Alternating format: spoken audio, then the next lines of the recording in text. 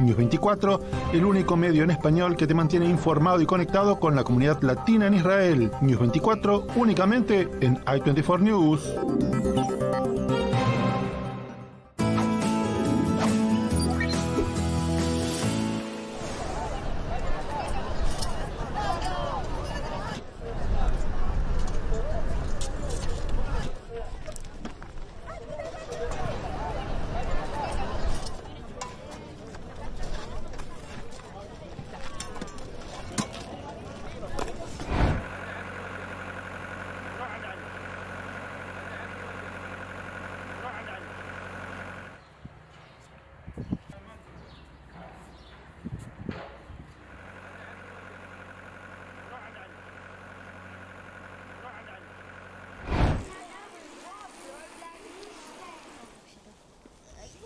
Ой, осторожно. У него мало таких бородавочек, у него как-то побольше на спине.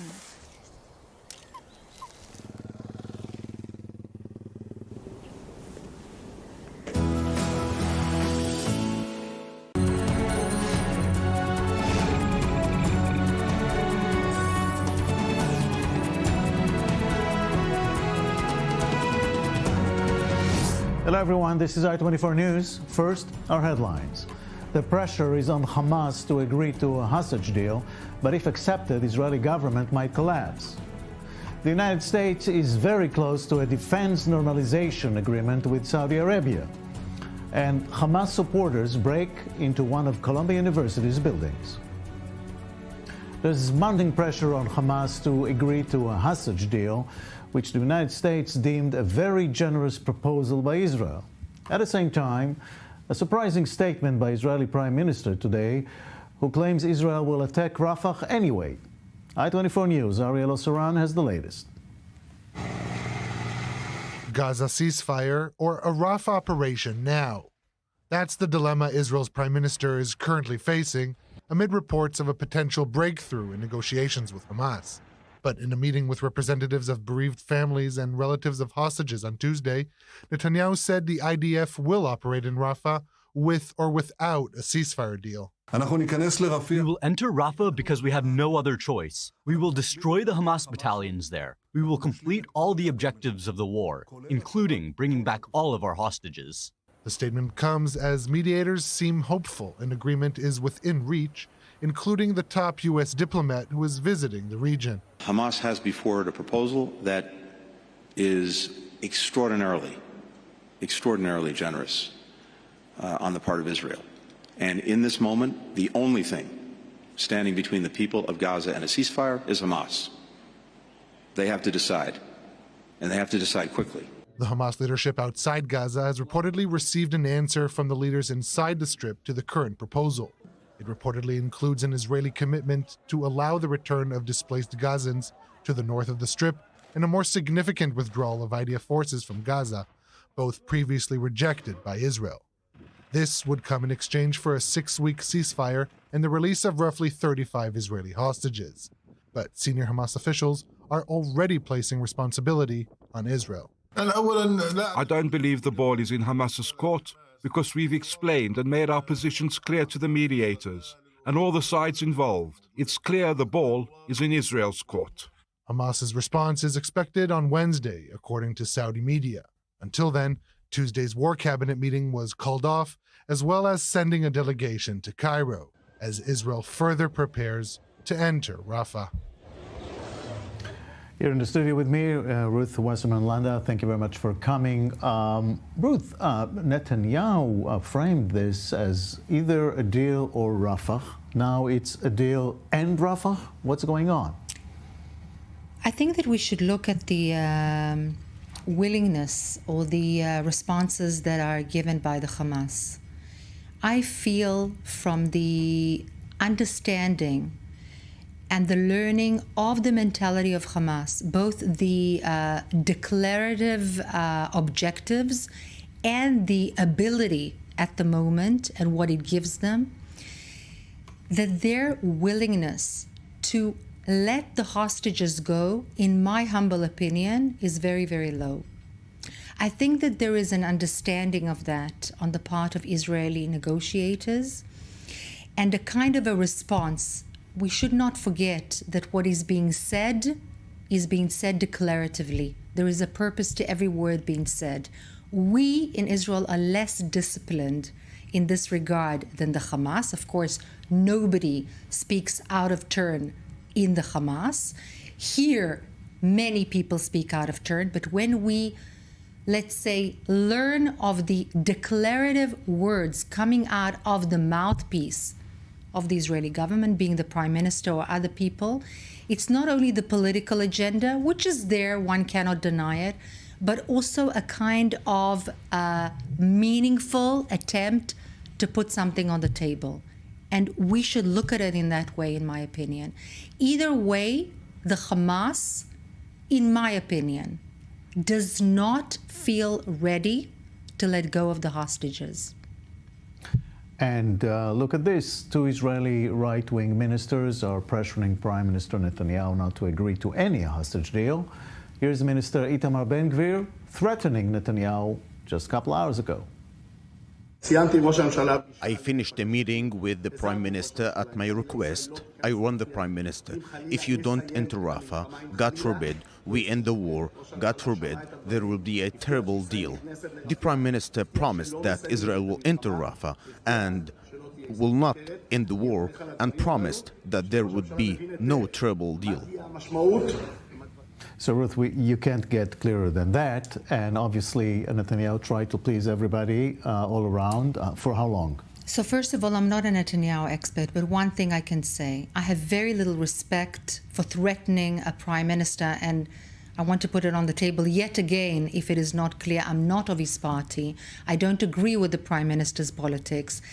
In fact, I disagree with most of the things he has done in the past several years, and yet threatening the Israeli prime minister that you are part and parcel of his own coalition at a time of war is the lowest of the low in politics that I can think of. Even the opposition doesn't do it in such a disgusting manner, and therefore I have very little respect for the things that are being said. I would say that that is a political statement rather than the statements made by the Prime Minister, although of course politics to some degree is there. There's no question about it. This is a democracy, a vibrant democracy, but threatening the Prime Minister when there is nothing else that this minister, if one can call him that, will gain from leaving this coalition, he will never get another coalition, is one, unbelievable, and two, too low to really relate to. Yeah, well, basically, you know, we have 2 ministers actually racing for the same votes. Exactly. So everybody tries to be even more extreme Holier than the Pope. than the other, if you say so. The question is how this became political. I mean, there are like, who knows how many, you know, living hostages there at this point. We don't even know, but this has become a political issue. One needs to put on the table a given situation. We have X number of hostages who were dragged out of their beds, civilians. And there is an unwritten kind of a constitution between civilians in a country and their democratically elected government, that the government must protect by all means, via the army and via mechanisms such as diplomacy and others, their civilians. This is what this unwritten constitution between civilians or citizens of a country and the elected government says. And this is what needs to be done. This is in terms of not geostrategy, because any kind of deal with monstrous Hamas is a disaster. But we need to see what's the weight. And the weight is the trust, is the continued relationship between citizens and civilians of this country and a democratically elected government. Is this deal, or any deal, a good thing? Inherently, it is not a good thing to negotiate with these massacring, rapist murderers, and that's how I feel. Do we need to do everything we can to make this deal happen? Yes. Do I believe that the Hamas will come through? No. No. Meanwhile, families of Israeli hostages are losing their minds and their temper as well. As negotiations drag on for over 6 months, demonstrations are getting bigger and wider, as I-24 News' Dixie Arvind reports. Thousands of people continue to flood the streets of Tel Aviv, week after week, demanding a hostage deal, which would see the return of the remaining 133 hostages. The public plea from families of hostages are echoed by international pressure, calling for the Netanyahu administration to reach a deal prioritizing the release of hostages. We're sick of this government. We're sick of the whole process. We want a hostage deal now. We want the hostages back home. I personally would like to stop the war. I'm angry and sad, and I resent what happens in Gaza. We want peace. We want to live together in peace, and we want the hostages back now, today. There is speculation that some of these hostages have already died in Hamas captivity, and thus are pushing for the government to reach a deal to free those who are still alive before time runs out. To the members of the Israeli cabinet, please approve any deal. The hostages are dying in the tunnels. Show leadership. Leadership to your crying people and to the families of the hostages. It's something you promised us before the election. Leadership. Despite months of negotiations and talks, progress remains elusive, leaving families anxious for the return of their loved ones. The United States, Egypt, and Qatar have been engaging in negotiations but have made no headway since the week-long truce in November, which saw the release of 105 hostages. I know what it's like to beg for help. I know the feeling of losing hope. Bring Keith back to me. Bring back my hope. Frustration is mounting among the public as they direct their blame towards a government which has failed to secure the release of its people. So speaking of pressures, the family's pressure is definitely on. I-24 News' Balir Sladin is now live with the hostage families in Tel Aviv. What's going on there, Balir?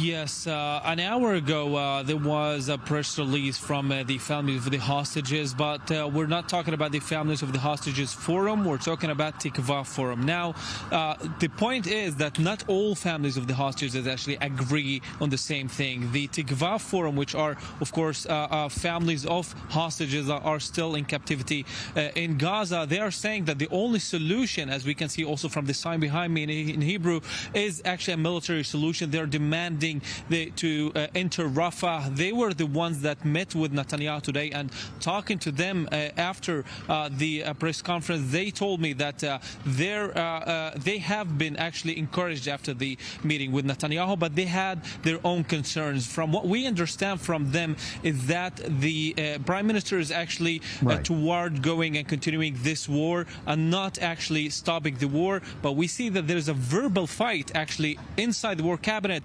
between the Eisenkot, and the Smotrich in the last couple of hours, telling each other that they can't threaten the government, and Eisenkot is saying that Ben-Gvir and Smotrich are actually blackmailing with political threats. Now Smotrich is responding to him, telling him that he needs to be modest. He is from the conception camp, as he's saying. All right, Valeria, thank you very much. Live in Tel Aviv at this point. We are joined now by Major General Eitan Dango. Thank you very much for coming. Now, the thing with Rafah, we are a little bit puzzled here because Netanyahu said today that Israel will operate in Rafah anyway. So the question to you as a military person is, what is there in Rafah? Why is Netanyahu putting all his ships, so to speak, on Rafah? Rafah is a part of the complete military activity. I think it's something like we have to complete in destroying Hamas structure around 20%, 4 battalions. This is one part. But the second and the main important thing is the fact that Rafah is the end of the Gaza Strip. And Philadelphia area, what we call the fence with the Egypt, is one of the main reasons for what we are facing now concerning smuggling underground and up on the ground. And let me hold you there. Can't Egypt deal with it? I think that Egypt failed in this point. They did some actions, especially in the first years of Sisi. Recently, I think that Hamas succeed to overcome and to dig underground very large tunnels, and due those tunnels entered raw materials that was used by Hamas in order to produce the missile and the other thing. Secondly, I think that concerning the fact that Gaza is not independent, Israel should hold it. But there is here the but.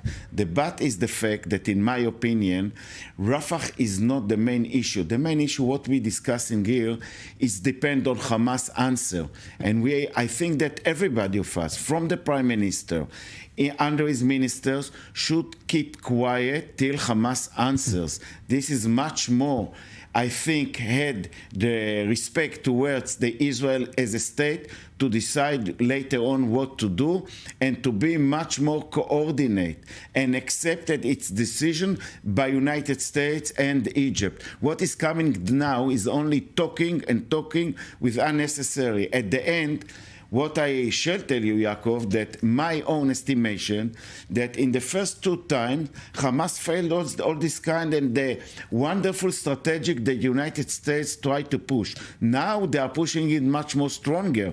But in my opinion, there is 50% at least a chance that Hamas making calculation what decision will on one hand make Israel weaker interiorly and concerning the delegitimation outside, and what is serving Hamas' goal. And Hamas' goal is to stay in Gaza as an entity for the civil activities. So this is the main thing that will lead us. If Hamas say yes, I can't see Bibi Netanyahu said, yes, but I'm going tomorrow to Rafah. It will not happen because I know what is the strategic picture on Bibi Netanyahu that starts on Gaza, ending in Tehran at the end, because we have to remember we have already started the war with Iran 2 weeks ago. You have some political experience, Ruth. What happens if Hamas says yes politically in Israel? If I were the decision maker in Israel, God forbid, what I would do is tell Hamas that we are willing to free all the prisoners, the Hamas prisoners that are sitting in Israeli jails, many of whom have murdered and performed heinous crimes. For example, many of the Nukhba, who had done unheard of atrocities against Israeli civilians. And then the Hamas will say no, because that will not come with an actual recommendation to continue to have them rule Gaza Strip. And that's what they're interested in. They are interested in nothing else, not the Palestinian population, nor the well-being of their own Hamas operatives sitting in Israeli jails, differently to popular belief. And then they will have to say no. They will be the ones who shall be embarrassed. But still, let me make it a little harder on you. What will happen in Israel if Hamas says yes? What happens? The government will collapse. Well, first of all, we have to take into account that what is being said by those two specific ministers who are very much on the right political echelon is not necessarily what they will do. That's what they say they will do. And what they say they will do is leave the government, meaning that they will have a different option to have some kind or form some kind of a different coalition, which they don't. And therefore the question is, will they actually make real on their promise? And that's a question. But you know what? I'll make it easier for you, Yaakov. Go ahead. The Hamas will not say yes. Yeah. Well. May I complete it? Yes, from my point of view, not as a former Knesset member, but as this belong to the IDF, I think that the most important thing is bring back the hostages now. In even will not be, of course, the conditions that we accepted there will be, because this is something that has major impact of the future of the Israeli nation, the Israeli relationship between government, state, IDF, Internal Security Service Mossad to the civilians in Israel. So what? Secondly, look, if Hamas said yes, what is the meaning, Yaakov? It means returning of hostages. It means there is a lot of chance to make stopping the fire in the north with options of withdrawing of Hezbollah 1701. It means that reduce from Tehran on this area. It gives us time. We will not stop the war. This war will continue for a few years. And Israel has to take initiative and calculate its future activities.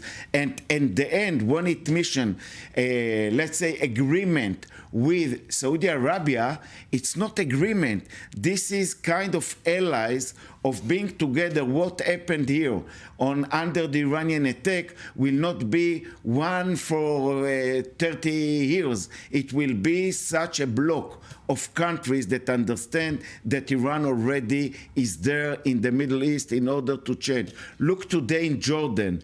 What was Hamas' answer to the question if they will have to leave Qatar? And Mashal said, we will come to Jordan. And Jordan is the next goal of Iran. I don't want to be an Israeli under a situation that Iran and Hamas succeed to enter to Jordan. This is what will be one of the complicated. So when Hamas said yes, we will have a lot of priorities what to do, and I trust our way of building again ourselves in order to lead in the Middle East, in order to prevent this country and also to defeat Iran at the end. Ruth. One comment, if I may. Iran and the Hamas have already infiltrated Jordan, unfortunately. The Iranians have suddenly found graves, Shiite graves, very miraculously on the border of Israel and Jordan, and they have to tend to them. This has been already for the past few years, and there's been an agitation by Iran of Hamas trying to score the Hashemite kingdom, which is a huge problem, and it has been stopped very temporarily. However, if the Hamas now says yes, let's play a role play, they say yes. I agree with you that the government of Israel will go on and do what it needs to do to bring back the hostages. Let me bring in Hossein Abdel Hussein from the Foundation for Defense of Democracies. Thank you very much for joining us. Let me ask you this. Can Hamas keep refusing this pressure from the Arab world? Well, I think what Hamas is thinking is survival, and they're trying to use the hostages in the best way possible to guarantee survival and guarantee survival in Gaza. That's not survival anywhere. They're trying to avoid being decimated, and they're trying to avoid being sent into exile. So all what we've seen so far, they always come back with the same line that whatever Israel is proposing is not acceptable because we need to go back to October 6th. And I think that's a position that there's no way for Israel to go back to, and there's no way for Israel to grant Sinwar a ceasefire day when he comes out of whatever he's hiding now and flashes signs of victory. So I think the positions of the two parties, there's a gap, and this gap is unbridgeable. But I want to understand the Arab world angle here. How many times can Hamas say no to Egypt, to Qatar, to others? Saudi Arabia in the background. Many. The only one that really has leverage over Hamas from all these Arab countries would be Qatar. And Qatar does not really volunteer any moves unless there's actual pressure. And with the Biden government, we have been spoiling Qatar since day one, announcing them a major non-NATO ally and whatnot. So there's no pressure on Qatar. The other countries, I wouldn't say that they would be sad to see Hamas decimated or gone into exile, or any arrangement that sees the demise of Hamas. Mind you that many of these countries have Hamas on their list of foreign terrorist organizations. So there's no love lost between the two parties. And all what the Arab countries are trying to do here is trying to think outside the box, to come to some creative solutions in which they can get Hamas to move out and at the same time spare Gaza whatever is left now without going to war in Rafah. But Qatar hosts the political leadership of Hamas. Isn't this like the biggest leverage? Well, absolutely. Qatar has enormous leverage. And it's not only about hosting the leadership of Hamas. It's about all the funding, all the money that Qatar has offered, all the protection. Almost every correspondent that works in Gaza is connected to Qatar, is connected either to Hamas and Jihad and to Qatar at the same time. So Qatar is very deep with Hamas. And it's telling that every time anyone wants to talk to Hamas, everyone goes to Qatar. So Qatar has huge leverage. Is Qatar trying to use this leverage to convince Hamas to get out, go to exile, or is Hamas trying to use its leverage with the West in favor of Hamas? So which side is Hamas pushing? I think so far Qatar is pushing in favor of Hamas. I'm not sure whether the Qataris will reverse course, but until then, I haven't seen any signs happening soon. What about the option of them moving to Jordan?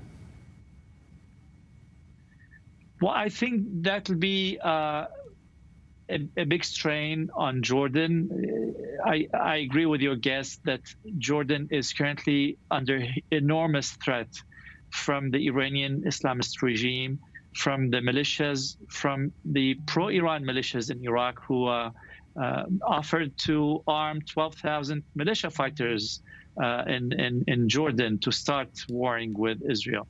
So Iran is, and of course, add to this all the propaganda that's coming from the Iranian side after the Jordanian Air Force shot down all these Iranian drones that were going to Israel. So all of this pressure is building up, and Jordan is trying to also fend off all the narcotics drugs that are coming from its northern border with Syria.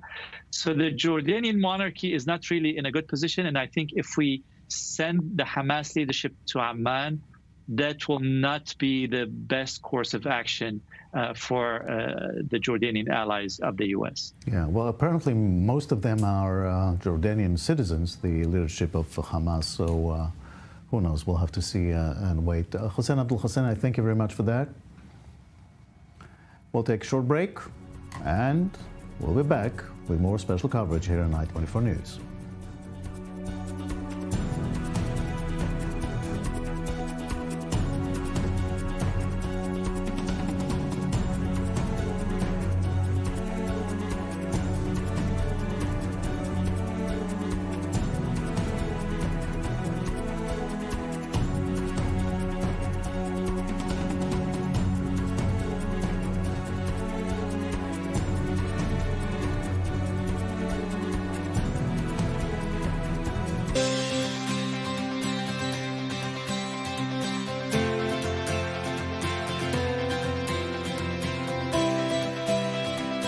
Israel is in a state of war. Families completely gunned down in their beds. We have no idea where is she. As our soldiers are fighting on the front line, but the general perception is something that certainly needs to be fought as well.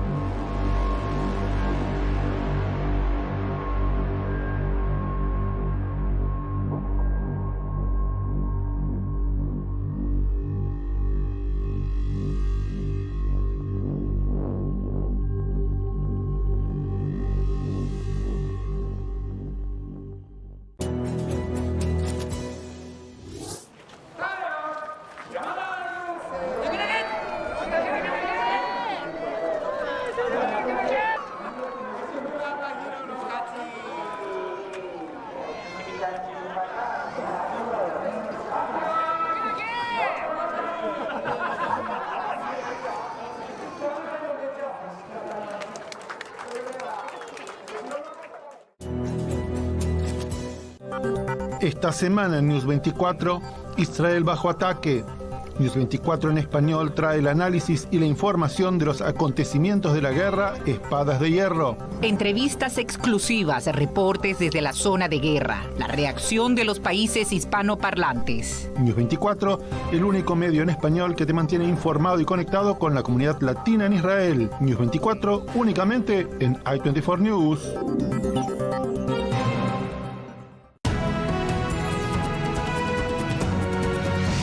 Welcome back. Now to the prospects of arrest warrants for Israeli leaders by the International Criminal Court. It was one of the topics Israeli Prime Minister Netanyahu raised in his conversation with President Biden yesterday.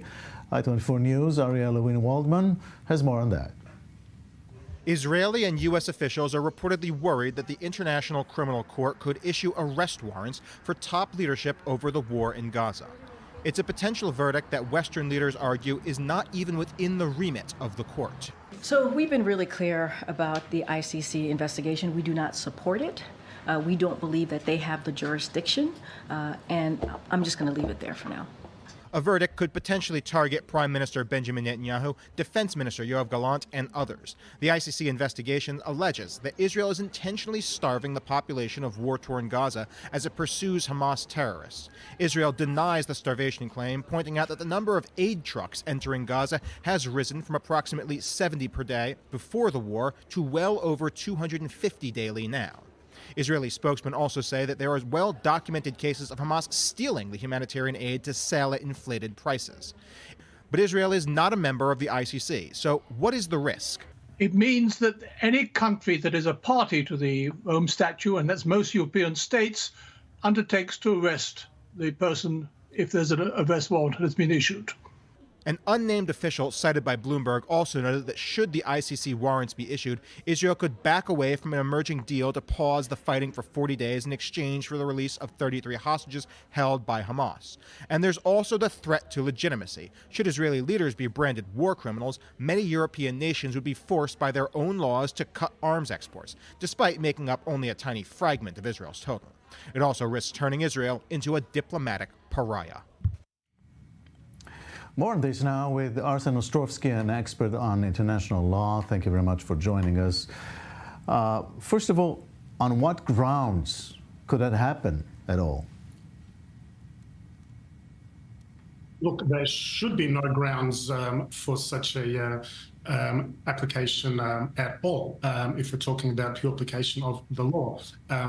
What this would entail would be the most unprecedented and unconscionable misuse of the law that would effectively upend the entire international legal framework. The ICC was created in 2002 essentially as a court of the last resort to end impunity for those who commit the most heinous of crimes, including genocide, war crimes, and crimes against humanity. It was not ever intended in the kind of situation in which we have today, in which the state of Israel is defending itself from the war criminals and rapists of Hamas, who are the only party here that ought to be under arrest warrant.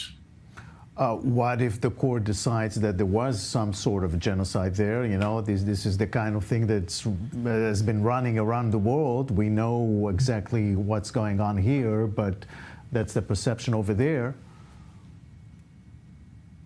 Look, that might be the perception perhaps that some have overseas, but that is something that is groundless, that is baseless, both in law and in fact. We know that Israel and the IDF have gone to the most unprecedented lengths in order to minimize civilian casualties, and often to the extent of IDF soldiers themselves.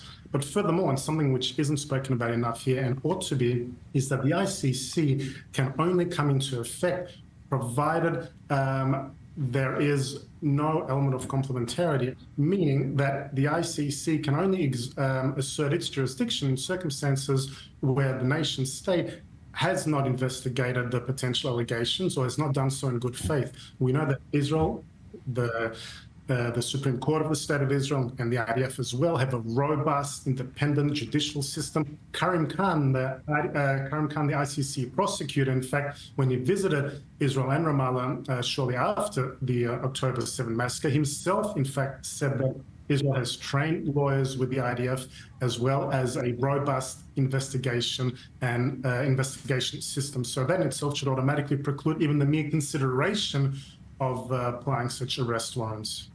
Can the ICC, Karim Khan for that matter, go ahead with arrest warrants without the support of the United States, as it was argued by some?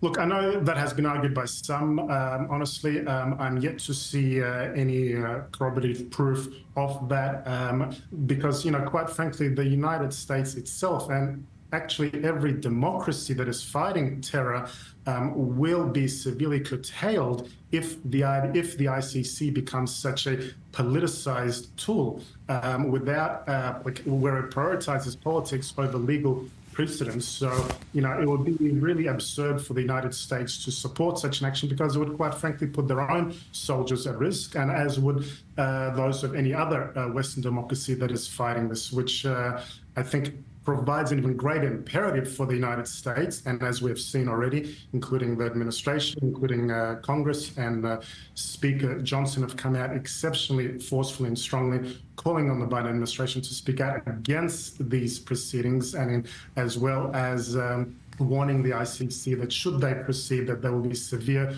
ramifications and consequences. And they have so far, and probably will do more later. The question of the independence of the ICC. On one hand, you want to have it independent. On the other hand, there are pressures to do this or that. So is it independent?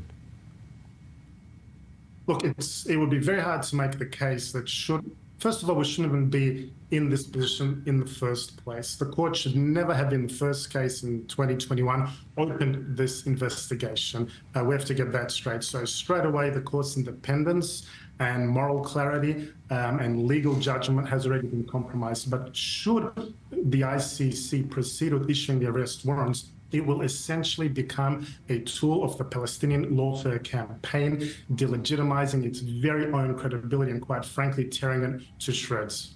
Mr. Arsen Ostrovsky, thank you very much. Thank you. Thank you.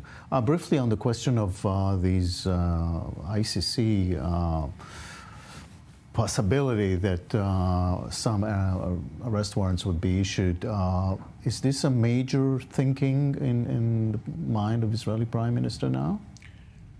I think it's a part, but I don't think it's a major part now. I think I keep worried because from my experience at the past, it was raised on other occasions, this kind of threat from the ICC, and it was adopted a lot by Mahmoud Abbas, that tried always to bring such a things, and we succeed to prevent it. But we have to say that if it comes, it's making the life of the major leadership in Israel and the security forces very complicated life for the future, due their jobs on their duty now and also for their future. And I think that it is now foggy also by such a thing that on one end it's not so sure. On the other hand, I'm not convinced that it is used like a tool in order to bring Israel or Bibi Netanyahu to a situation that he will move towards or convince him towards to move towards such kind of agreement. Yeah. You want to remark something about that? I want to say that it's unbelievably hypocritical of the international arena to even discuss this matter. There are standards that are related to Israel that are not related to any other country on the face of the planet. We are talking about the Iranians that continuously persecute their own people. We are talking about Sinwar that is not even condemned for what he's doing, never mind persecuted in an international court.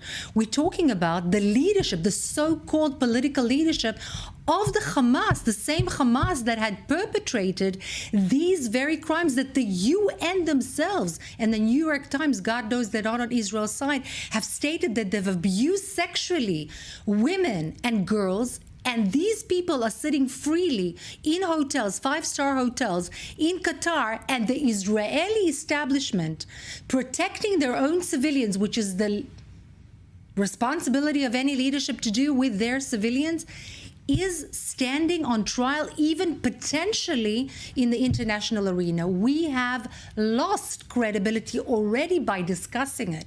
Is it going to make it very complicated? Yes, but why discuss this? Why are we letting terrorists rule the campuses of the United States and the Western world? Ruin the academic institutions of the Western world, have cells run by Muslim Brotherhood and funded by Qatar, by Iran, run over the Western values. This is part of the same campaign, and the West cannot allow it to happen. Which brings us to this. Columbia University students who support Hamas stormed the campus tonight in another escalation since demonstrations erupted. I-24 News' Adam Burnitz has more. A free speech firestorm. Protests intensified Columbia University, NYU, and other campuses across the United States. We will not be moved by these intimidation tactics.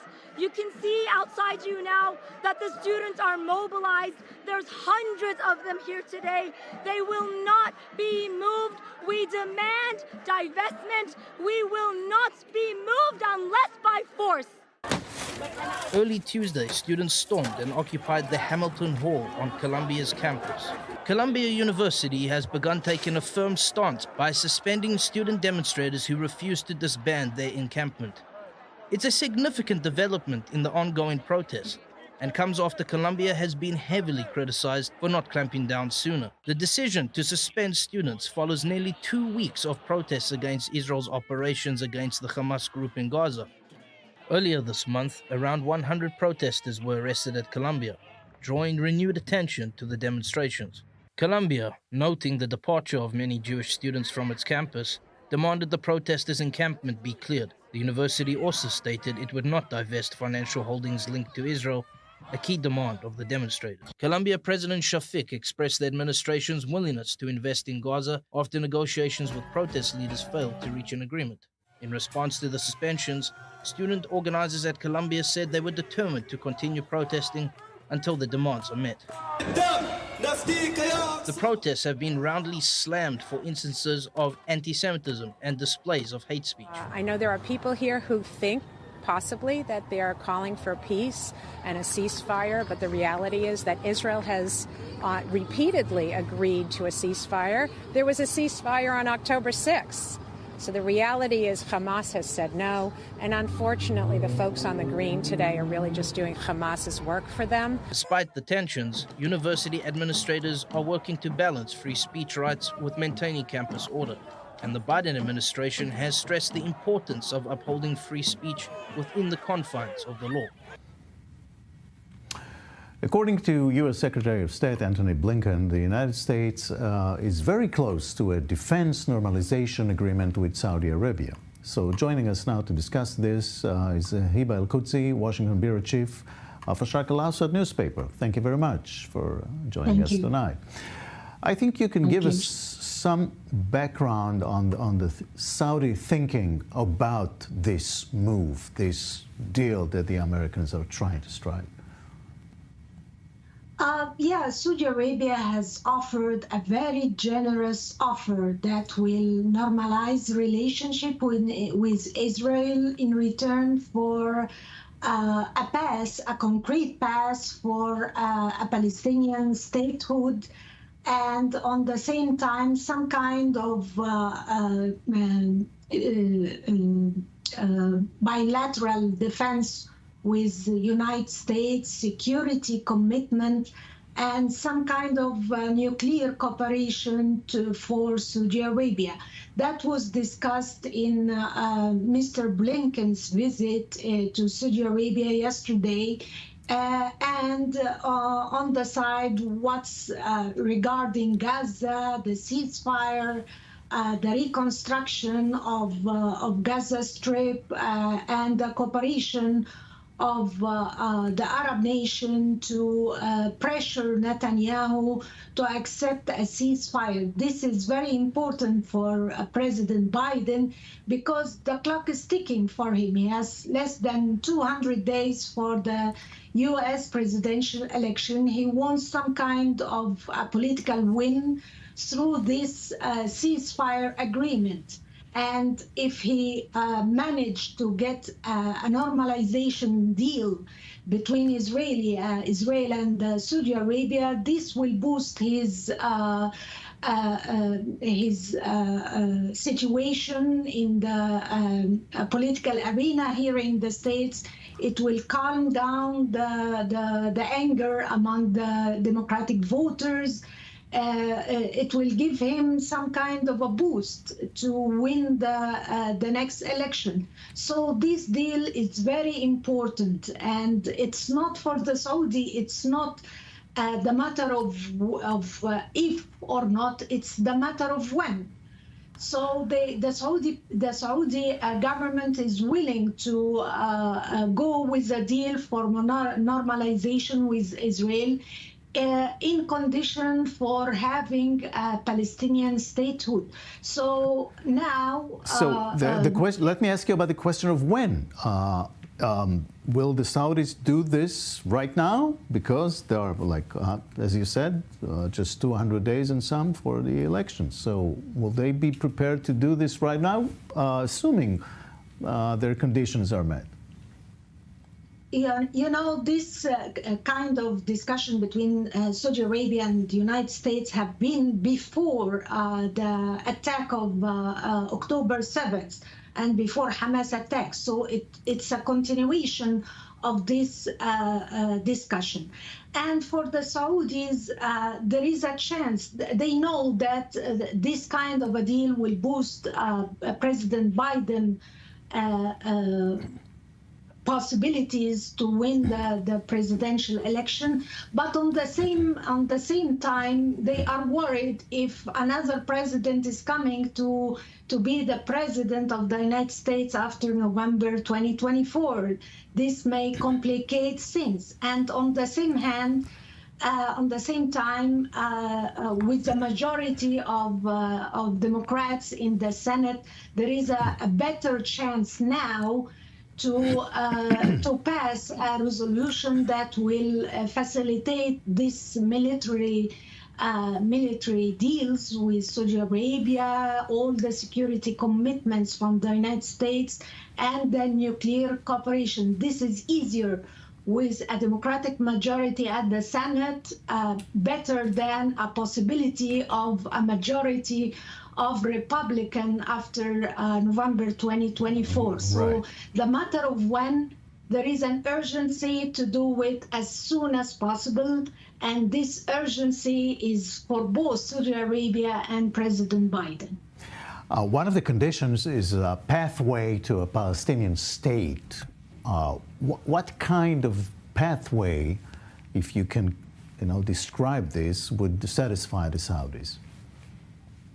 You know, the circumstances right now, it's much better than it has been several weeks and several months ago. So there is a desire to achieve a ceasefire deal. Saudi Arabia and the other regional powers are supporting a reconstruction of Gaza and supporting a Palestinian statehood.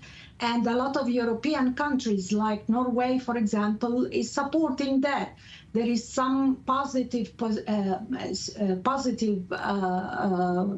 situation from France, from Britain. So the circumstances right now is supporting a Palestinian state that may happen and may be a great achievement for a two-state solution for President Biden. But the condition that Saudi Arabia has put is to have a Palestinian state on the base of 1967 with Jerusalem, East Jerusalem as its capital. And this is something that Prime Minister Netanyahu has rejected several times. So it's a matter of President Biden administration pressure now on Netanyahu to give him some kind of incentives. Yeah, well, it's complicated to say the least.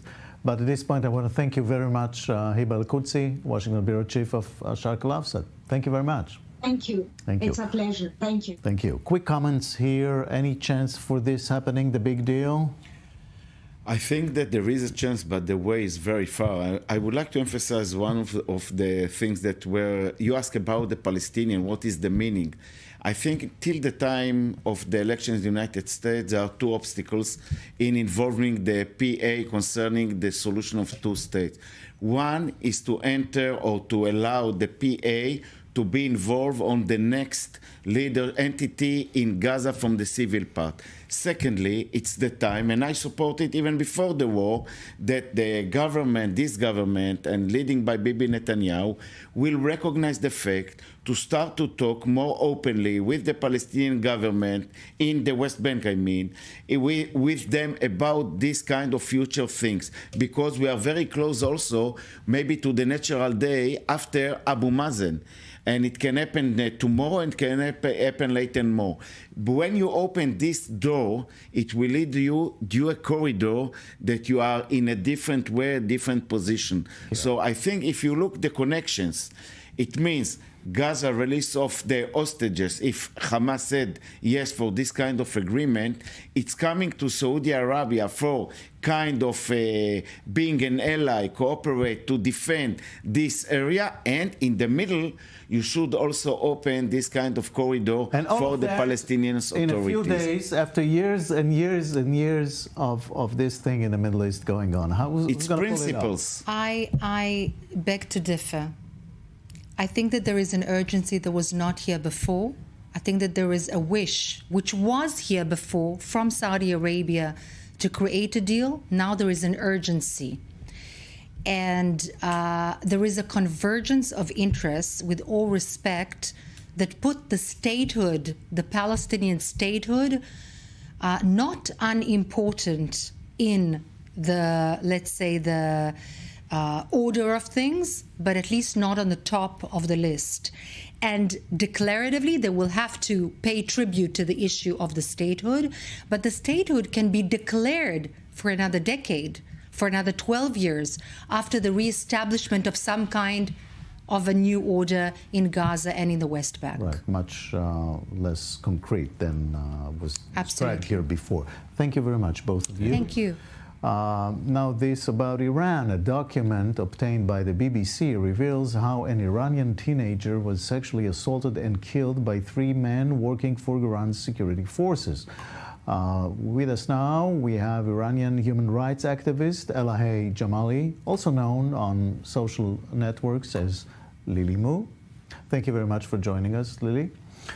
Thank you very much for having me. It's not the first time that Iranian forces have assaulted and killed protesters and then tried to cover it up.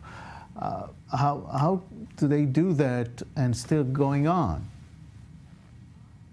It is incredibly an important question, that how is the Islamic Republic still continuing to show its face in the international community, and how is it that they are still being received after committing such atrocities against the Iranian women and men? The report that's come out of BBC today regarding Nikah Karami's murder and the atrocities that happened to her seems to me rather sugar-coated in so many ways. There are a lot of atrocities that happened to her that are missing from this report. The narrative regarding Mahsa Amini protesting her hijab is already a wrong narrative. I don't know what BBC is playing at with this report, but the question is, why is it being released today? Why is it being released right now? The atrocities against Nikah Karami have been of the worst kind of rape, to the point that they removed her actual organs when they returned her body to her parents. The night before her funeral, her body was stolen from her grave and was buried in an unmarked grave with a writing on it just saying "Dokhtar Lor," meaning the girl from Lorestan, just to insult the entire nation. So I am in utter shock that establishment as lying and as deceitful as the Islamic Republic releasing a report, and now that report is being glorified and legitimized by a network like BBC. We know the atrocities that are happening in Iran. We know the extent of atrocities that are happening in Iran against our youth, against our men and women, especially in the prisons right now. And in the morality police vans that are all lined up all around the streets of Iran right now. This report does not do enough justice to the atrocities that have happened against this beautiful young Iranian girl. And the crackdown continues. The Iranian rapper was sentenced to death just the other day. What do you know about that? Simply for speaking. Yeah. Absolutely. The crackdown against Iranians has been magnified by so many folds ever since October 7th, because the Islamic Republic has had time to hide underneath the headlines that are surrounding the conflict in Israel and Gaza. The Iranian people have been under so much oppression and pain every day since October 7th. We've had more than 50 executions and high-profile prisoners that we were campaigning to keep alive for a whole year prior to their executions. And now we have too much. Salehi spent more than 250 days in solitary confinement. And now to be sentenced to death for simply performing a rap song is an atrocity against the human state of the world right now. And to see the world leaders not do much about it to stop it is another problem. But one thing we have to remember, on January 7th of 2023, the Islamic Republic took it upon itself to murder 2 young Iranians, Sayyid Mohammad Hosseini and Sayyid Mehdi Karimi. Mehdi Karimi. Both of these prisoners had they had amnesty and sponsorship from European MPs, from members of the parliament, from European Union to stop their executions. And in order to show the world that the Islamic unfortunately, Republic has we no are regard running out of for... time. I want to thank you very much, and we'll continue this discussion in another time. Thank you. Thank you for giving me the time. This is it for us. Stay tuned for more news with Khaled Ben David here in I-24 News. Have a good night from Tel Aviv.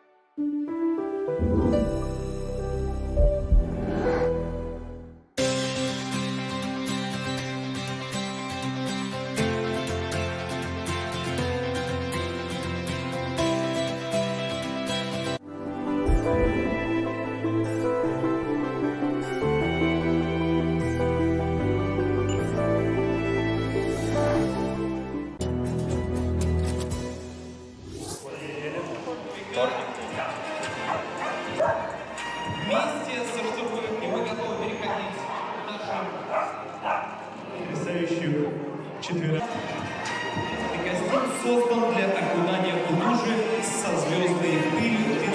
Все, кто прошел.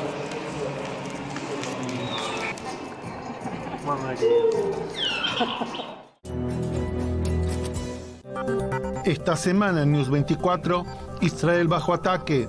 News 24 en español trae el análisis y la información de los acontecimientos de la guerra, espadas de hierro. Entrevistas exclusivas, reportes desde la zona de guerra, la reacción de los países hispanoparlantes. News 24, el único medio en español que te mantiene informado y conectado con la comunidad latina en Israel. News 24, únicamente en I-24 News.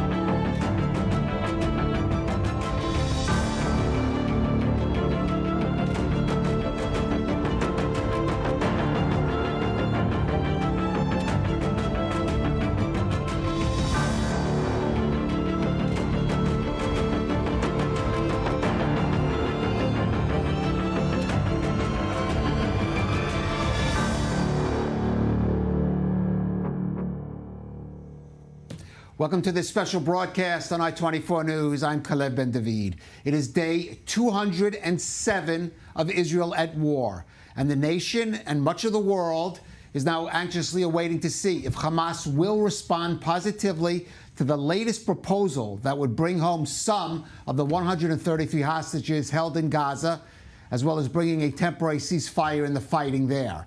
Prime Minister Benjamin Netanyahu pledged that even if a deal does go through, the IDF will complete its mission of wiping out the last Hamas stronghold in Rafah. This as his far-right ministers threaten to bolt the government if he does not follow through on that. Elsewhere, the international repercussions of the conflict are being felt from the halls of the International Criminal Court in The Hague to New York's Columbia University and other U.S. college campuses to Arab capitals throughout the region. Our Middle East correspondent Ariel Osron, first off, has more on the prospects for a hostage deal and the possible ramifications. Gaza ceasefire or a Rafah operation now? That's the dilemma Israel's prime minister is currently facing amid reports of a potential breakthrough in negotiations with Hamas. But in a meeting with representatives of bereaved families and relatives of hostages on Tuesday, Netanyahu said the IDF will operate in Rafah with or without a ceasefire deal. We will enter Rafah because we have no other choice. We will destroy the Hamas battalions there. We will complete all the objectives of the war, including bringing back all of our hostages. The statement comes as mediators seem hopeful an agreement is within reach, including the top U.S. diplomat who is visiting the region. Hamas has before it a proposal that is extraordinarily generous on the part of Israel. And in this moment, the only thing standing between the people of Gaza and a ceasefire is Hamas. They have to decide, and they have to decide quickly. The Hamas leadership outside Gaza has reportedly received an answer from the leaders inside the Strip to the current proposal. It reportedly includes an Israeli commitment to allow the return of displaced Gazans to the north of the Strip and a more significant withdrawal of IDF forces from Gaza, both previously rejected by Israel. This would come in exchange for a 6-week ceasefire and the release of roughly 35 Israeli hostages. But senior Hamas officials are already placing responsibility on Israel. I don't believe the ball is in Hamas's court because we've explained and made our positions clear to the mediators and all the sides involved. It's clear the ball is in Israel's court. Hamas's response is expected on Wednesday, according to Saudi media. Until then, Tuesday's war cabinet meeting was called off, as well as sending a delegation to Cairo, as Israel further prepares to enter Rafah. And both Finance Minister Bezalel Smotrich, who boycotted today's meeting of the cabinet, and the National Security Minister Itamar Ben-Gvir have said they will oppose a hostage deal and are threatening to bolt the government if it means putting off an offensive into Rafah. Here's Minister Ben-Gvir today. I finished the meeting with the Prime Minister at my request. I warned the Prime Minister, if you don't enter Rafah, God forbid, we end the war, God forbid, there will be a terrible deal. The Prime Minister promised that Israel will enter Rafah and will not end the war, and promised that there would be no terrible deal. And Minister and War Cabinet Observer member Gadi Eisenkot, who lost a son in the Gaza conflict, shot back at Ben-Gvir and Smotrich, accusing them of, quote, blackmailing the government with political threats. Here's more on that from our correspondent Balir Sladin, who was earlier at Hostage Square in Tel Aviv. Yes, as we can see, there's a verbal fight, if we can call it this way, between some of the members of the war cabinet and the wider cabinet. Now, Smotrich is responding to Eisenkot after Eisenkot said Smotrich and Ben-Gvir are blackmailing, as he said, Netanyahu with political pressure. And Smotrich is saying right now that he needs to be modest because he belongs to the conception camp, as he is stating it. Now, we've seen today that Netanyahu and Ben-Gvir met, and Netanyahu assured Ben-Gvir, according to what Ben-Gvir has said after the meeting, that there will be an operation in Rafah and there won't be an irresponsible deal, as Ben-Gvir, has said. And also Netanyahu assured the same thing to some of the families of the hostages and the other forum that gathers the fallen soldiers. He told them that there will be an operation in Rafah and there wouldn't be a deal with Hamas that would actually release or free lots of Palestinian prisoners from Israeli jails. We actually had been in a press conference here in the hostages square to the Tikva forum, to some of the families of the hostages, that shows that there is a disagreement also inside the families of the hostages. Not all of them agree with each other, and we had a talk with a father of one of the hostages. Let's take a listen to what he had to say to us.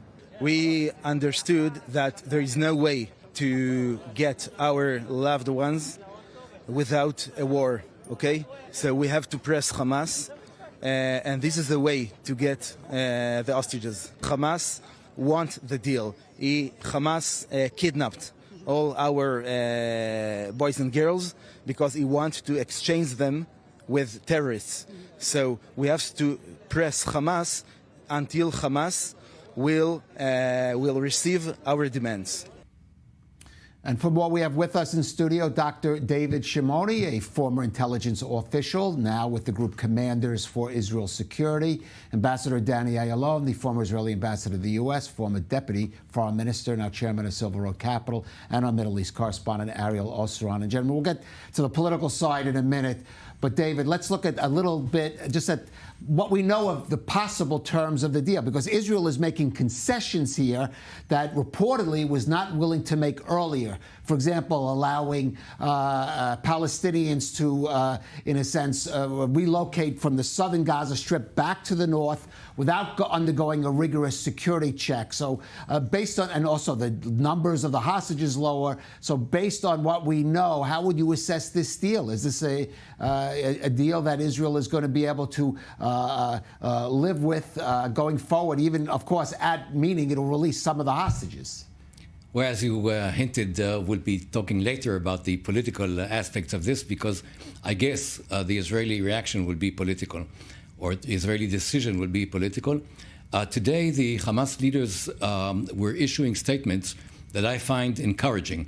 They've been saying Israel has yielded to all of our conditions, they accepted all of our demands, which means maybe we will hear a positive response from Hamas. But the more of these statements made by Hamas leaders, our extreme ministers and leaders will be hesitant to conclude a deal. And then, again, we're going back to the political arena. Israel is also making the equation between entering Rafah and invading Rafah, or having now a deal.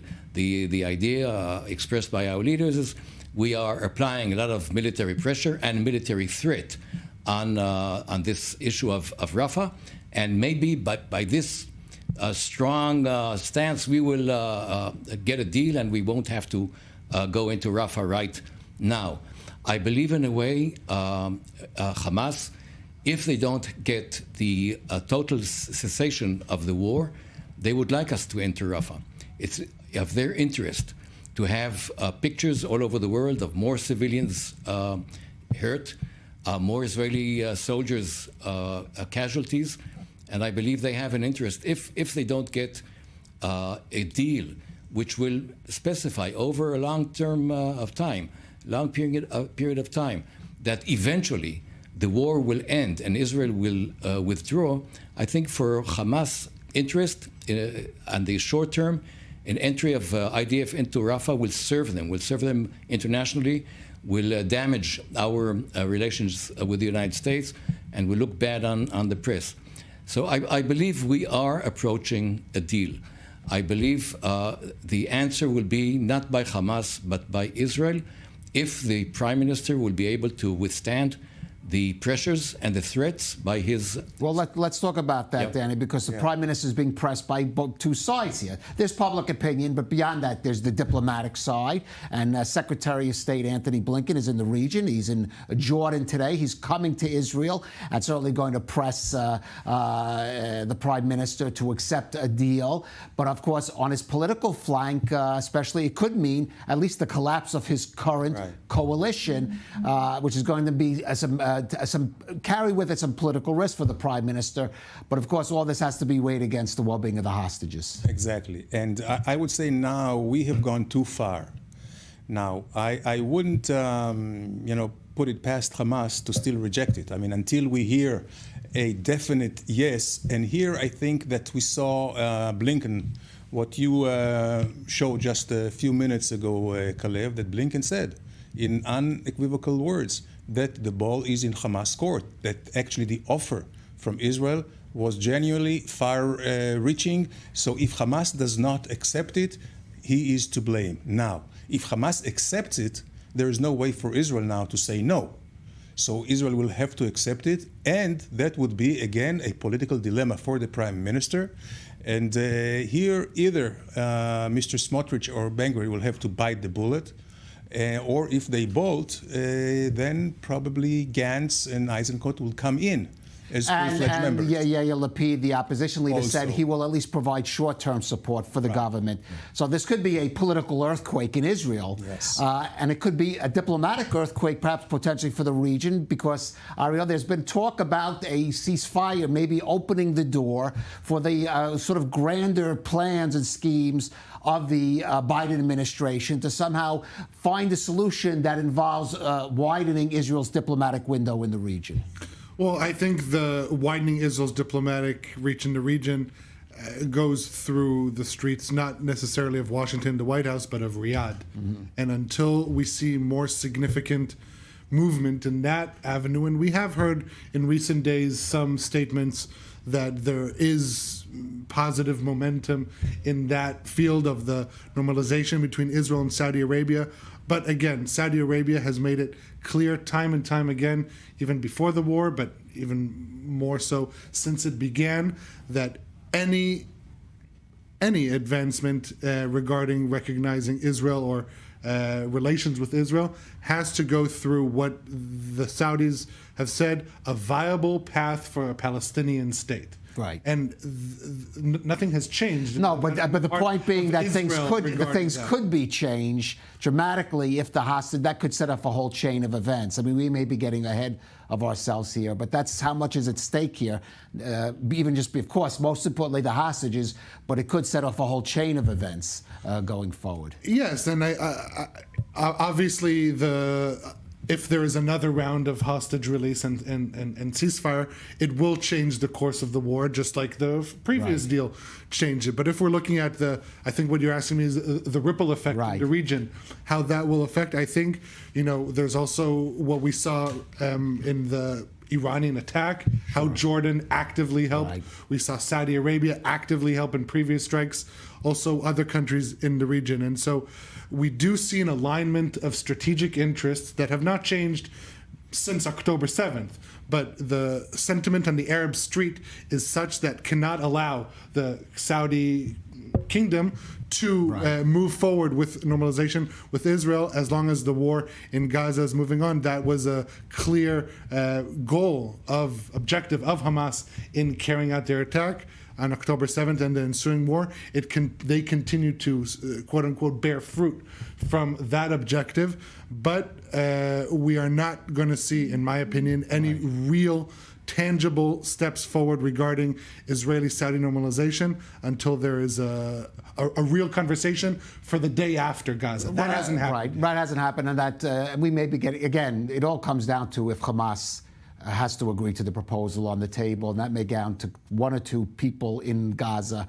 So we may be getting on ourselves, but there may be slight cause for optimism for the hostages at this point. In the meantime, of course, the violence continues not only in Gaza, but on several fronts. Now, there's nothing new about a terror attack in Jerusalem, but there was something new about the identity of the assailant who tried to stab two Border Patrol officers today in the capital's Old City before being shot dead by one of them. The attacker was a Turkish citizen named Hasan Skalanin, who entered the country just yesterday from Jordan via the Allenby Bridge.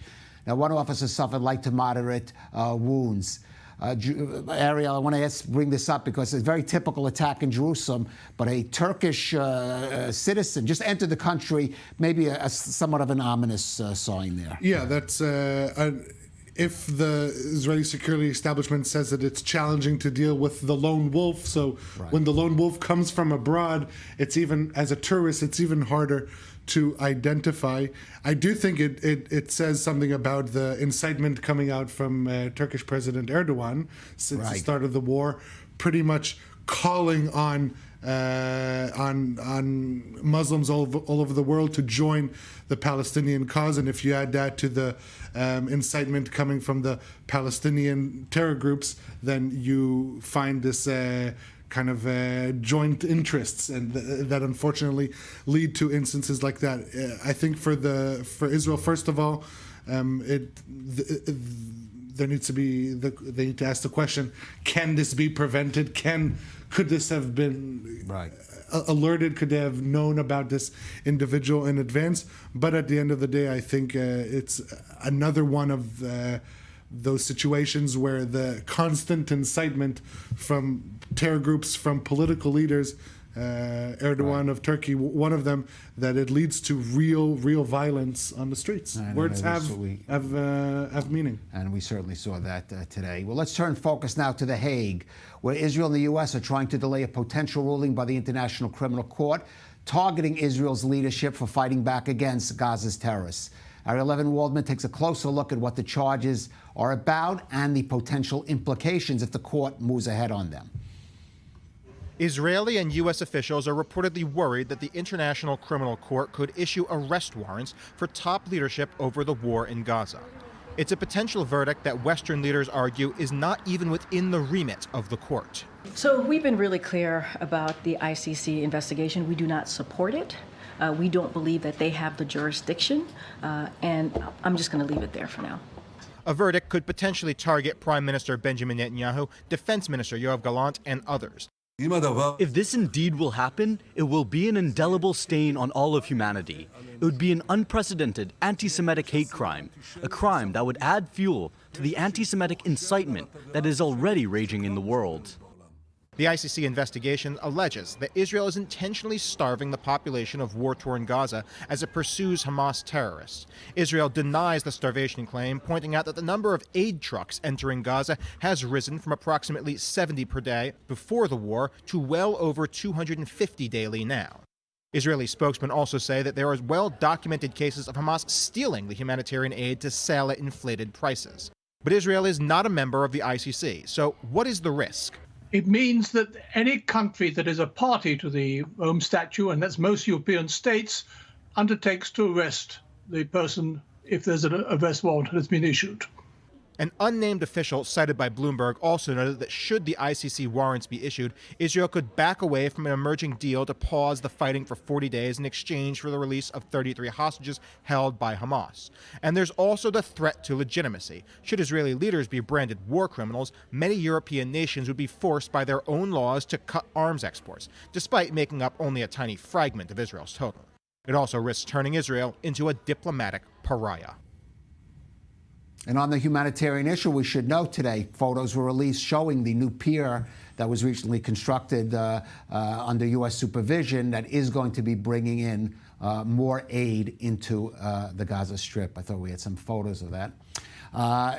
Danny, of course, I want to ask you about, because the U.S. support is going to be crucial here in at least keeping the ICC, having them back down from these charges. Very much so. First of all, the United States is not a party to this ICC. Israel is not either. It was not ratified by the Knesset simply because both the United States and Israel realized that this could really turn into a political ploy against democratic countries, because you see that, unfortunately, just like we saw it in the United Nations General Assembly, we have an automatic majority which is against Western countries, which is against democracies. Certainly it is against Israel. So a pressure can be brought to bear, absolutely, because after all, it's a political instrument, even though it is called a court, by maybe a kangaroo court. But I would say that from Israel's point of view, what would really matter is the political gain. That means even if, and I'm not sure that there will have any kind of injunctions against Israeli leaders, but even if they do that, then it becomes a matter of a bilateral issue, because then state by state can either accept it or not accept it. And here I think if with the pressure, political pressure from the United States and also from Israel, then we can arrange. It will be a little bit of a hassle because any visit of Israeli officials who are indicted overseas will have to be preempted by negotiations to make sure that they will not be arrested by these countries that are going to host them. All right. I believe we've been talking about Anthony Blinken. There he is. We have live visuals of Secretary of State Blinken touching down. And David, I want to relate just what we just said and this, of course, to the issue that you raised, the humanitarian aid issue, which is going to be a major issue of discussion, I'm sure, with Secretary Blinken and Israeli leaders. And we see how that comes into play also with, for example, the ICC, and of course, getting the American green light to move ahead. I believe that's the ambassador, yes, the U.S. Michael Herzog, the Israeli ambassador to the U.S. and brother of the president, of course, Isaac Herzog, greeting him there at Ben Gurion Airport, but showing the complexity of the humanitarian aid issue. We are dealing with a possible humanitarian crisis in the entire Gaza Strip. And I think it's the top interest of Israel to save the population of famine and plague and shortage of foods and medical supplies. In a way, Israel, I believe, kind of lost control over the humanitarian aid. It's coming now from all over the world in all kinds of means. Unfortunately, for the time being, Israel has not nominated or assisted any local entity to take care, to take charge. And for the time being, as far as we know, Hamas are still controlling the distribution of these packages and these goods that are entering Gaza. I believe that the situation will become even more tense as time goes by if we enter militarily Rafah. With over 1 million refugees from Gaza inside Rafah, the humanitarian situation will be even worse. And I believe Israel should do its utmost to assist everybody to deliver these goods. You mentioned Jordan. Jordan was also sending goods, humanitarian aid, and Jordan is under a threat from Iran. And the relationship with Egypt will affect our relationship with Jordan, things that maybe the ambassador will. Right. Well, first of all, I do want to go, I want to focus. There is another important diplomatic visitor today in Jerusalem. That is the French Foreign Minister, Stéphane Séjourné, who's here primarily to discuss the Lebanon issue. He earlier visited Beirut in Saudi Arabia, today meeting Israeli Foreign Minister Israel Katz and other top officials to end that cross-border fire with Lebanon that continued today across the northern front. Let's go up to the northern Israel. And our correspondent, Nicole Tzedek. And Nicole, the French Foreign Minister, looking for a solution. Today, again, though, we see just a familiar pattern of that firing back and forth across the border. Certainly. Well, the French foreign minister might be meeting with his Israeli counterpart, Israel Katz, to try and find some sort of a diplomatic solution. Hezbollah, the Iranian-backed terror group, who has been constantly firing towards northern Israel since October 8th, when they decided to get involved in this war.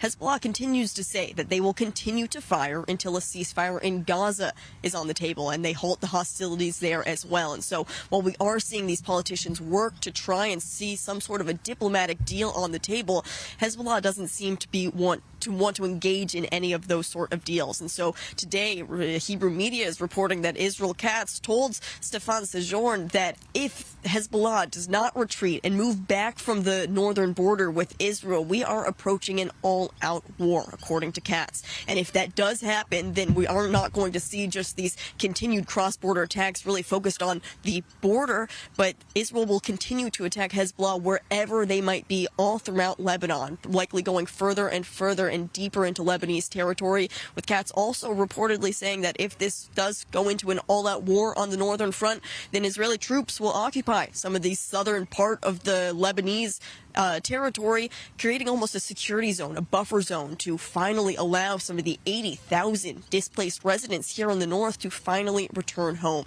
And today, as you mentioned, we see just why these residents have been evacuated for more than 6 months now, because there was one home hit in Metula, right on the northern border. Luckily, no injuries, but it shows the situation we're seeing. Right. A hostage deal and a temporary ceasefire may bring some temporary relief to those residents, but they're not going to be moving back there in the north of Israel until they get more longer-term security. Nicole Tzedek there in North Israel, thank you for that. Gentlemen, please stay with us. We are going out for a brief break, but we will have more coming up. It's day 207 of Israel at war against Hamas and on several fronts as well. We'll be right back after a brief break.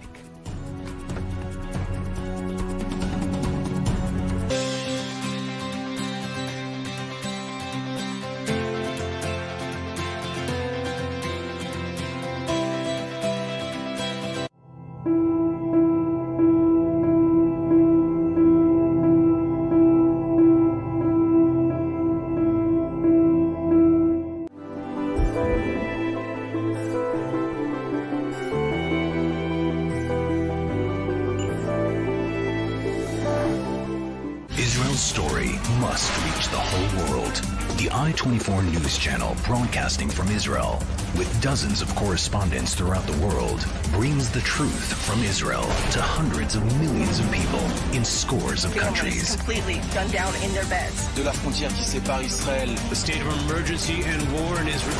Bringing Israel's story to the world. I-24 News Channels, now on Hot.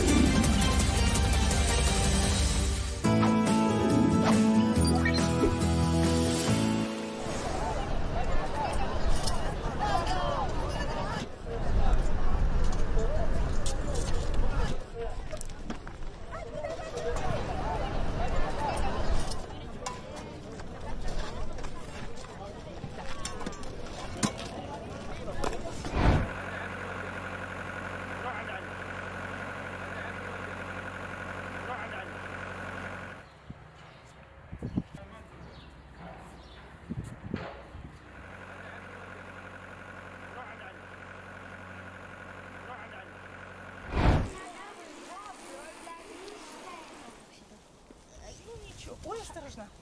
У него мало таких бородавочек, у него как-то побольше на спине.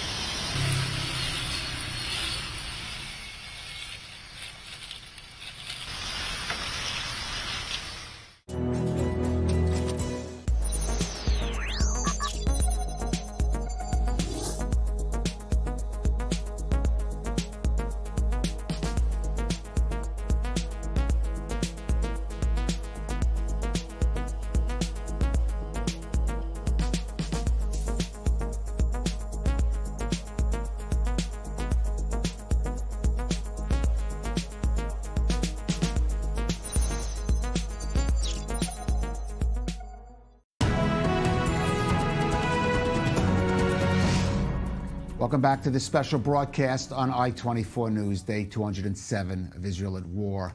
Now, the passing of the Passover holiday, ending up with no freedom yet for the 133 hostages in Gaza, has further fueled the frustration and anger of their families and supporters who are pressing the government to reach a deal, with tens of thousands taking to the streets in protest last night, in some cases clashing with police who made several arrests. Dikshi Arvind has more on the public struggle over the hostages as talks for a new deal reach a critical stage.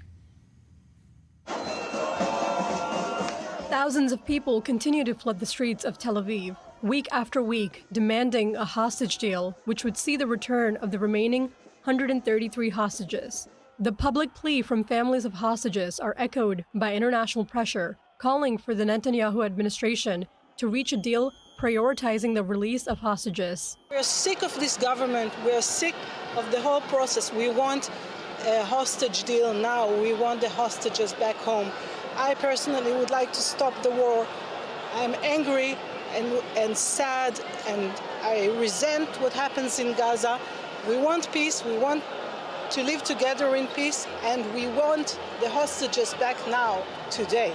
There is speculation that some of these hostages have already died in Hamas captivity, and thus are pushing for the government to reach a deal to free those who are still alive before time runs out. To the members of the Israeli cabinet, please approve any deal. The hostages are dying in the tunnels. Show leadership. Leadership to your crying people and to the families of the hostages. It's something you promised us before the election. Leadership. Despite months of negotiations and talks, progress remains elusive, leaving families anxious for the return of their loved ones. The United States, Egypt, and Qatar have been engaging in negotiations but have made no headway since the week-long truce in November, which saw the release of 105 hostages. I know what it's like to beg for help. I know the feeling of losing hope. Bring Keith back to me. Bring back my hope. Frustration is mounting among the public as they direct their blame towards a government which has failed to secure the release of its people. Joining us now is Daniel Lifshitz. He's the grandson of 83-year-old Oded Lifshitz, who was kidnapped by Hamas from Nir Oz on October 7th. He speaks to us from Tel Aviv. Daniel, thank you for joining us. I mean, your grandfather, one of the oldest, surely, of the hostages, one of those that are the real concern about his, condition going forward. So what is your message at what really seems to be a critical time, maybe could be, I hate to say this, one of the last chances before, for example, things get out of hand there. So your message this evening. So first of all, thank you for hosting me tonight. It's about my grandfather is the only great-grandfather held hostage in the world. He will be 84 years old on May 11, and he's a sick man with blood pressure issues. And as you can imagine, really, it's the last chance to bring them with a deal. We are hearing that it is a good deal, the Egyptian offer, and it will include everyone finally. And I call all the countries that support us around the world to make whatever is necessary to make the right pressure on Hamas and everyone to make sure that this deal pass, because it's really the last chance to bring everyone home, everyone. And as you see here, my grandfather, an amazing person, and I really hope that I will be able to see him after 7 months. Let me pick up on that. He's a journalist. He was also a peace activist who worked and was involved in various activities to even benefit the Palestinians of Gaza. He believed, obviously, in coexistence. So give us a sense of, your feeling about how he might view the situation, even with everything that's going on and everything that he's lived through. So my grandfather, he was a great fighter for human rights and for minorities. Always, he used to take Gazans, sick Gazans, to get their chemotherapy in Israel almost every Friday. But that's not those people from Hamas. He always believed that Hamas is the biggest threat on Israel, and he wrote many articles about it. And he warned us for more than a decade how how dangerous Hamas is and how dangerous the situation is. So he does believe in coexistence, but he doesn't believe that with Hamas. All right. Now, there are voices, and I'm sure you've heard them today, political voices in Israel speaking out against the deal. And there were even some other members of hostage families that have thoughts and concerns about it as well. So there's sincere thought on both sides. Your response to that, to those voices. We have to eliminate the extreme voices, and I know we have most of the people in Israel behind us and the people in the government and the ministers, and those extreme voices has to be eliminated, and we don't need to listen to them. We need to listen to if the deal is good, bringing back all the hostages as fast as possible, and we will regret if we don't take this deal, as it is the last chance to bring everyone home. It's the last chance to bring my grandfather. It's the last chance to bring my best friend Dolev Yehud and his sister Arbel.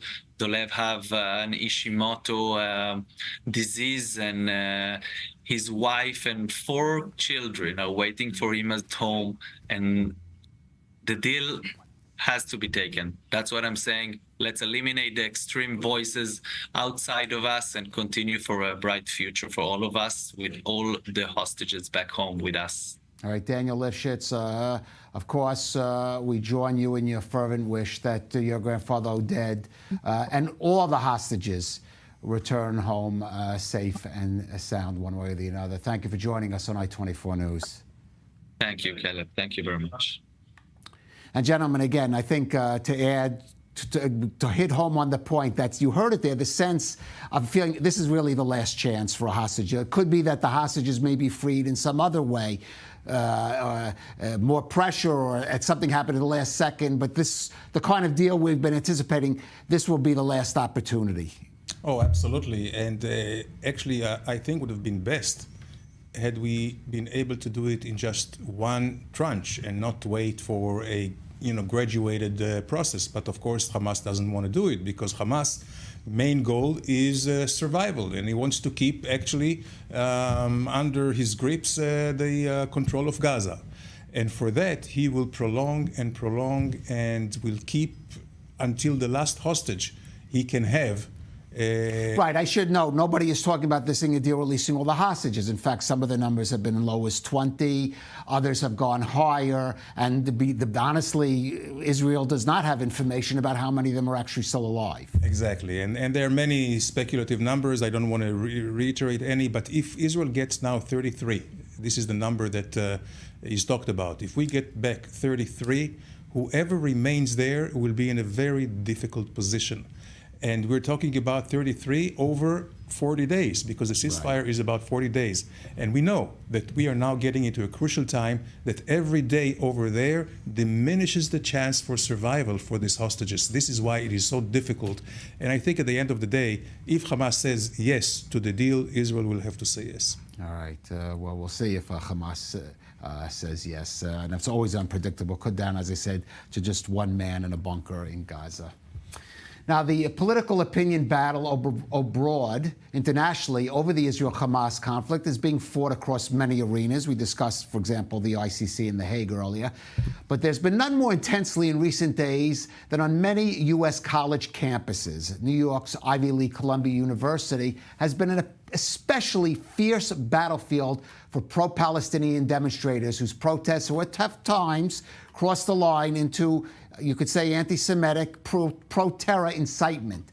Adam Bernitz has the latest on the chaos at Columbia. A free speech firestorm. Protests intensified at Columbia University, NYU, and other campuses across the United States. We will not be moved by these intimidation tactics. You can see outside you now that the students are mobilized. There's hundreds of them here today. They will not be moved. We demand divestment. We will not be moved unless by force. Early Tuesday, students stormed and occupied the Hamilton Hall on Columbia's campus. Columbia University has begun taking a firm stance by suspending student demonstrators who refused to disband their encampment. It's a significant development in the ongoing protests and comes after Colombia has been heavily criticized for not clamping down sooner. The decision to suspend students follows nearly 2 weeks of protests against Israel's operations against the Hamas group in Gaza. Earlier this month, around 100 protesters were arrested at Colombia, drawing renewed attention to the demonstrations. Colombia, noting the departure of many Jewish students from its campus, demanded the protesters' encampment be cleared. The university also stated it would not divest financial holdings linked to Israel, a key demand of the demonstrators. Colombia President Shafiq expressed the administration's willingness to invest in Gaza after negotiations with protest leaders failed to reach an agreement. In response to the suspensions, student organizers at Colombia said they were determined to continue protesting until the demands are met.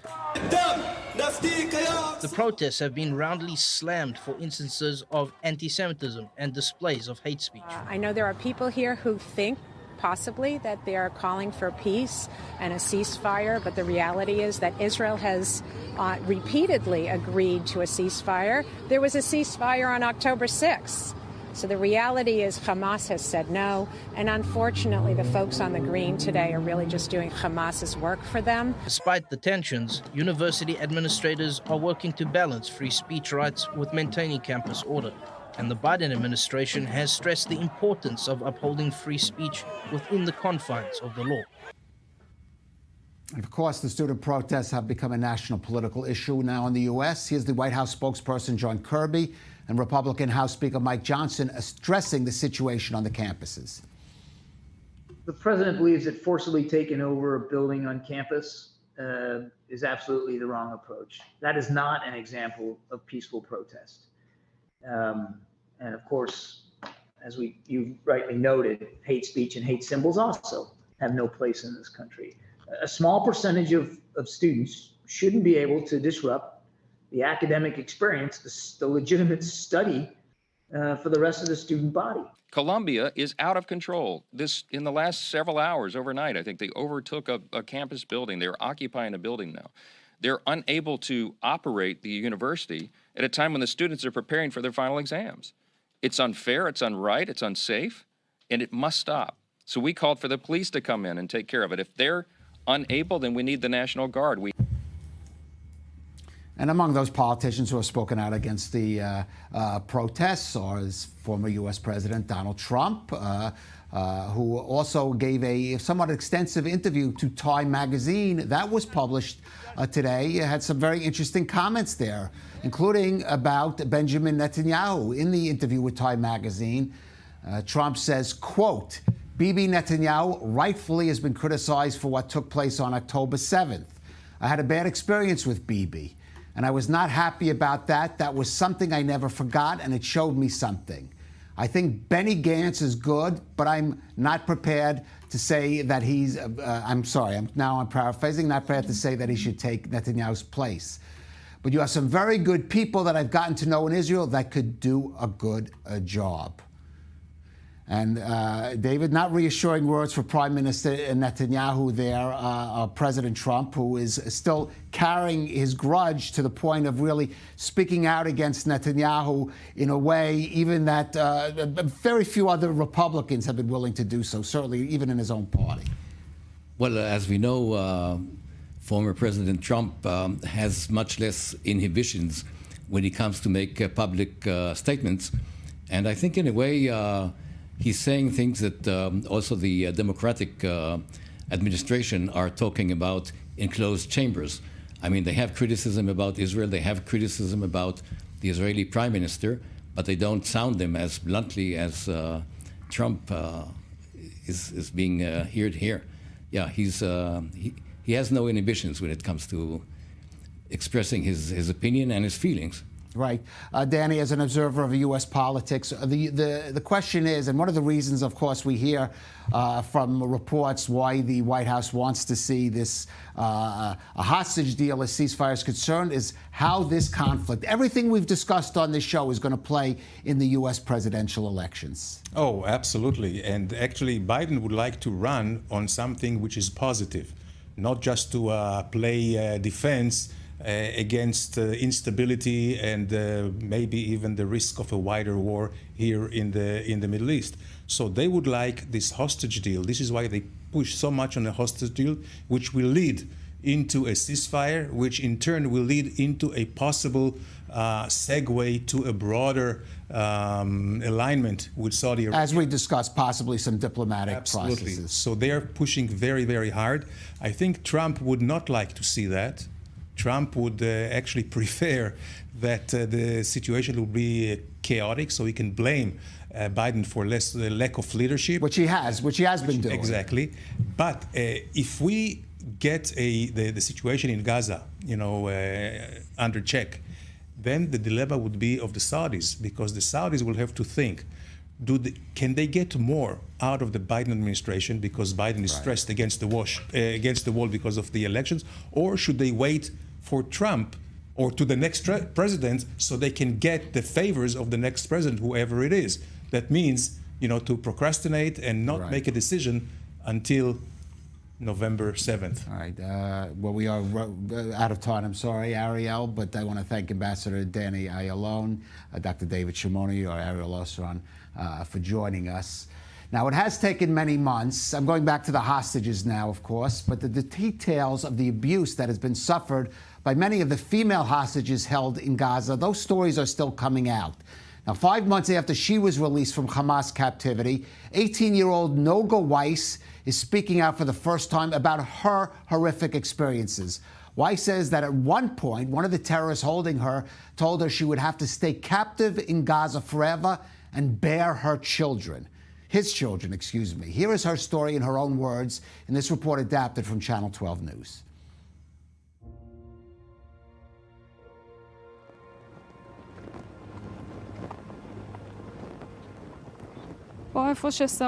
Here, where it's burned, that's Dad's work vehicle in our car. And here he was murdered. Only after 86 days were we told he was murdered while still in the kibbutz, and that his body was kidnapped. He was declared missing until then. This is the first time they're ready to share what the Weiss family went through on that terrible morning of October 7th. What happened to their father Ilan, who was part of the local emergency team and went to open the armory in Kibbutz Be'eri and disappeared. It was only after 18-year-old Noga and her mother Shiri returned from their captivity that they understood what happened to him. They literally turned every stone upside down and found a bone. Based on that bone, they declared him dead.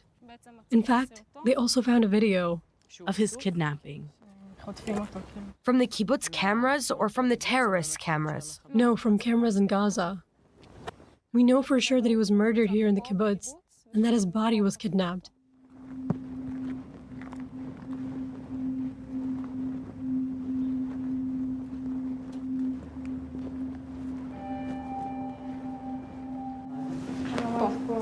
It's right here.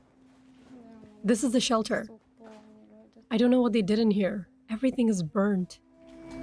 Now, 5 months after Noga and her mother Shiri were released, the family is ready to talk about how they were kidnapped from the shelter in their home, how Noga and Shiri were separated in fear of death, and how Meital and Mayan, the older sisters who were in a different neighborhood of the kibbutz, tried to help their little sister who found herself alone in front of dozens of Hamas terrorists.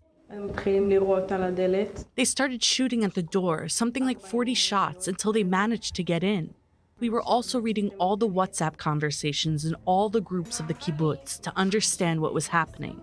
People wrote, "The house is burning, we are inside the house," and stopped answering. So my mother told me, the second they come in, get under the bed, because she thought they would enter the protected room and shoot her straight away, shoot everyone they see. So I went under the bed. They broke in and kidnapped her. I saw everything because I was here, and after they took her out, I heard gunshots. So I was sure that she was murdered, that she wasn't kidnapped. From our mother's side, I can say that she was taken out. She saw all the houses on fire. Noga thought Mom was shot, and Mom thought she left Noga to burn. The fire that the terrorists set in the house spread quickly. Noga realized that if she stayed under the bed, she would burn. But outside, the kibbutz was infested with terrorists, and there was nowhere to run. So you ran all this distance? Yes, I was running while trying to hide from all the terrorists who were here. There were a lot. They were running around, riding bicycles that they stole from houses here. I was trying to find anything that could hide me that didn't catch on fire, and I just walked in here. Did you sit right here? Yes, until after 10 minutes, I saw one of the terrorists coming down from those stairs toward me. Here she sent us this message. A terrorist sees me and approaches me. This was her last message. He sat with me here, and around me, some 40 to 50 terrorists were standing in a circle, all with Kalashnikovs aimed at me. My hands were handcuffed behind my back. And you were alone? Alone, and I saw next to me the bodies of people I knew from the kibbutz. And after a few minutes, they put me in a car. They drove through the fence to Gaza. Lots, thousands of small children passing by, clapping their hands and telling them good job, and putting their hands through broken windows to pull my hair or hit me. What did you think of at that moment? Nothing. I didn't understand why they were delaying shooting me. Noga was taken to one of the houses of Hamas terrorists, where they tried to interrogate her about her family. Later in the day, she was transferred to another house, where she found Moran Stella Yanai, who was kidnapped from the party in Reim, and they were kept together in a small room, and every few days they were moved to another house. The second night, I slept facing a window. I woke up because there was a bomb strike, and the building next to us fell, so the window shattered on me. So just a while ago, I took out a glass shard from my body that I had all this time. And when they moved you from house to house, how were you transferred? At night with a hijab, Hamasniks held our hands so that people thought we were married, so that there was nothing suspicious. 2 weeks later, they moved to a new home. That day, there was something different in the behavior of the captors. They brought us food and brought more food than usual, and it was strange. And suddenly, a woman dressed up in Arab clothes entered in the evening. It took me a few seconds, and I looked at her and realized that it was my mom. It took us a while to recognize each other, because I didn't think she was alive, and she didn't think I was alive. So it wasn't like a situation we even imagined. It was crazy, because I thought I was left alone. Suddenly she's alive, and I'm not alone. Very soon, the joy and relief that both were alive were replaced by fear. The main captor in the house told them that he didn't bring Shiri from the house where she was kept alone for no reason. One of the Hamasniks said that he loved me, that he wanted to marry me, and that he brought my mother to me so that she would approve of us getting married. He said he was the one who insisted that they unite us so that she would give him the approval. He actually brought a ring and said to me, "Everyone will be released. Everyone will return home, and you will stay in Gaza because you will marry me and have my children." Then he asked her, "Do you allow me to do that?" How did you react? I tried to fake laughter so that we wouldn't get shot in the head. He brought a ring on the 14th day. I stayed with him until the 50th day, and he kept repeating, "Everyone will be released. Everyone will return home, and you won't, because you will stay here to live with me and raise my children."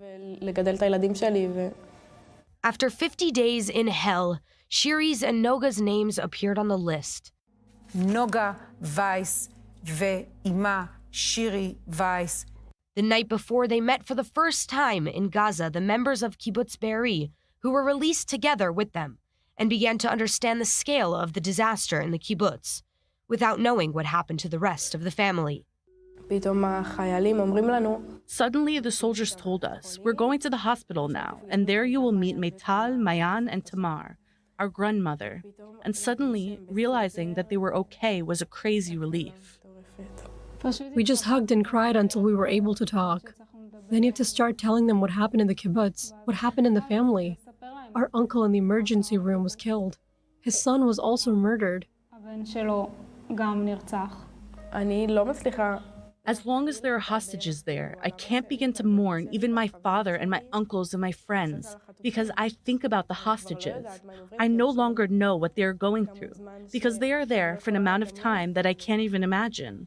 At one point, they brought us half a liter of water for 2 days, and you can't really survive like that for 200 days. It's not possible.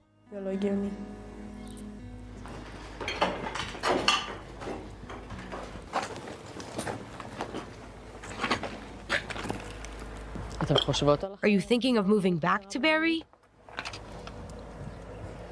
Yes. Probably not. Yes, and probably not. Why is that? I don't know. On one hand, it's my home. It's like the place where I should feel the safest. And on the other hand, I don't know if it's possible. Don't you feel anger towards the army? There is anger, but mostly distrust. Trust needs to be restored.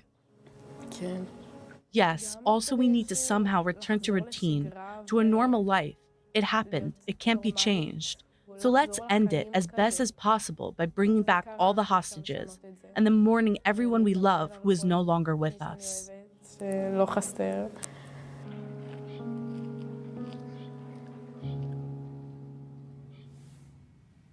Well, may she have a full recovery as much as anyone can after that experience. That ends this program for today. I do want to wish the best to two of our correspondents.